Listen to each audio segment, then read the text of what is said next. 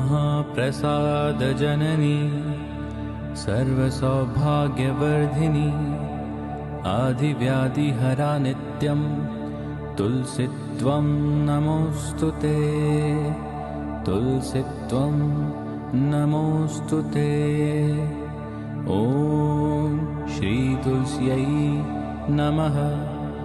ॐ श्री वृन्दाये नमः। ॐ श्री हरिवल्लभाये नमः। महाप्रसादजननी सर्वसौभाग्यवर्धिनी आदिव्याधिहरा नित्यं तुलसीत्वं नमोऽस्तुते तुलसीत्वं नमोऽस्तुते।